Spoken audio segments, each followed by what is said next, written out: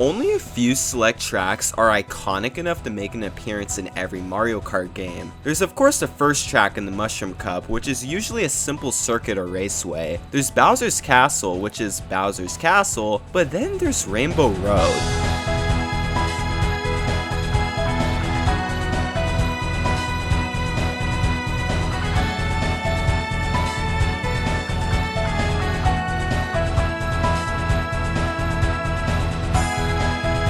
Every Rainbow Road is the best Rainbow Road. This sentence may not make sense because if everything is the best, then that means in theory, nothing is the best. But why should it make sense? I could extract every detail from my memory and use the process of elimination to determine which Rainbow Road is the best, but instead, let's forget everything we know about Mario Kart just for the time being.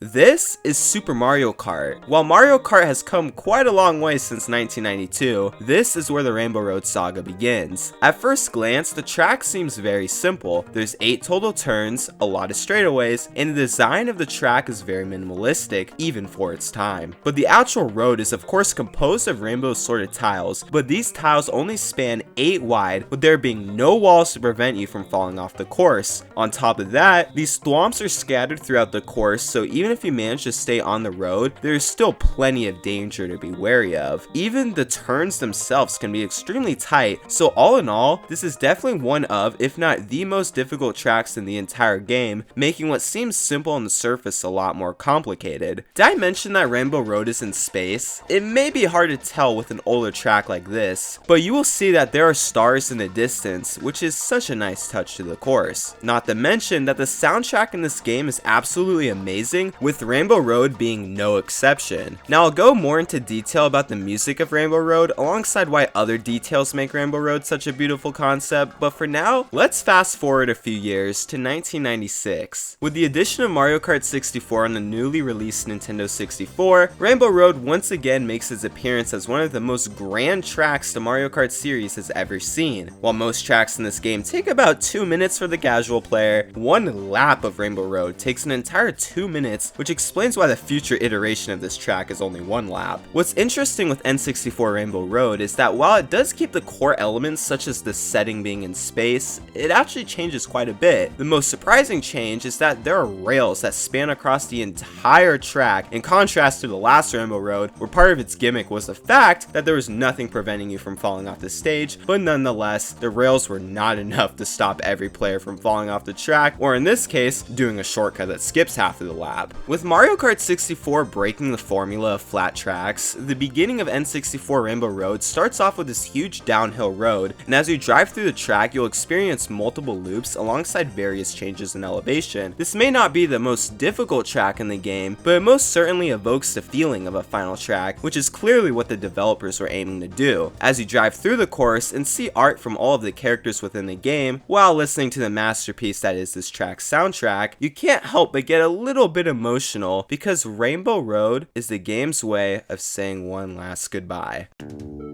While I've dabbled in just about every Mario Kart game, Super Circuit is by far the game that I have the least amount of experience in, but nonetheless, its Rainbow Road still spoke volumes to me. Considering that this game kind of acts as a sequel to Super Mario Kart, as opposed to Mario Kart 64, we not only see the return of SNES Rainbow Road, but we see that this game's Rainbow Road almost feels like a more advanced version of the original. The track is flat with no railings, but rather these bouncy things. Yeah, I don't know what they are called, but they are awesome because since they are on the borders of most of the track, there's essentially a shortcut at every turn, and as you would imagine, the time trials world record for this track is absolutely absurd. This game has a reputation of being the forgotten Mario Kart. Despite the Game Boy Advance being one of the highest selling Nintendo consoles to date, Super Circuit remains at the bottom when it comes to total units sold in comparison to all of the other Mario Kart games. This could be attributed to the fact that this game is the least groundbreaking when it comes to introducing introducing new ideas or mechanics, considering its close resemblance to the first game, or maybe people were still busy with Mario Kart 64. Nonetheless, GBA Rainbow Road was absolutely groundbreaking, whether it be these bouncy rails or even the speed boosts, as those appeared for the first time in Super Circuit. To put it simply, I just can't name another track that is like this one, as it's truly one of a kind thanks to its unique design and atmosphere. But come 2003, Mario Kart Double Dash was released for the GameCube, and this game very much shakes up the entire genre of Mario Kart. We got two people in the car, sharp U-turns, wind tunnels, boost ramps, and even though this game came out 20 years ago on the GameCube, it still looks and feels beautiful. When I first saw this game's Rainbow Road, I was absolutely speechless, which says a lot because I saw it for the first time after already experiencing Mario Kart DS and Mario Kart Wii. Not only does this Rainbow Road introduce all of the concepts that I mentioned earlier, but it's gotta take the cake for one of the most visually striking courses ever. They really took the idea of Rainbow Road to the next level, with all of these colors just working so well together, not to mention that there's so much to gaze at in the distance. But you'll also notice that below Rainbow Road, there's a city, meaning that this Rainbow Road is not in space. That is, unless the city itself is in space, or maybe we're just above the line of what is considered space. But regardless, it's funny to think that people who live in that city can just look up and see Rainbow Road. But out of all of the details that I could point out about this track, I gotta say that my absolute favorite detail is the fact that these shooting stars will come flying down in the distance every once in a while. It's a very small detail in contrast to all of the other innovative feats that this course has accomplished, but there's just something so special about it that I can't really put into words. Maybe it's the fact that the soundtrack perfectly complements this, or maybe it's the fact that it just makes sense. We are now halfway through the Rainbow Road renaissance, and although we're only in 2005, Rainbow Road had already built up this insane reputation. Whenever a new game came out, people would only expect Rainbow Road to be one of, if not the best tracks in the game, because despite Rainbow Road being a simple concept at its core, it was Nintendo's opportunity for a magnum opus, and once again, Mario Kart DS is absolutely no exception. To me, this Rainbow Road is sort of an amalgamation of everything we've seen up to this point. You can see the inspiration from Double Dash with the inclusion of the pipes, helixes, and stars, but there's also inspiration from the older Mario Kart games, such as the rails, which mimic a similar design to that of Mario Kart 64. When it comes to the actual Rainbow Road, and no, I don't mean the course in general, I mean the actual road that is Rainbow, I gotta say that this road is my favorite aesthetic in the entire series. The colors are very vibrant in comparison to other Rainbow Roads, where they might be different or even a little bit washed out, but I also like that the rainbow gradient is laid out vertically as opposed to horizontally. If you have nostalgia for this game like I do, you'll know how special the mission mode in this game is. To this day, this is the only time a feature like this has been included in a Mario Kart game, which is a shame because this is easily one of the coolest things the Mario Kart series has ever done. But I'm not here to talk about the mission mode, I'm here to specifically talk about the Rainbow Road mission. The mission's objective seems tame. All you have to do is just perform 6 mini turbo boosts and you'd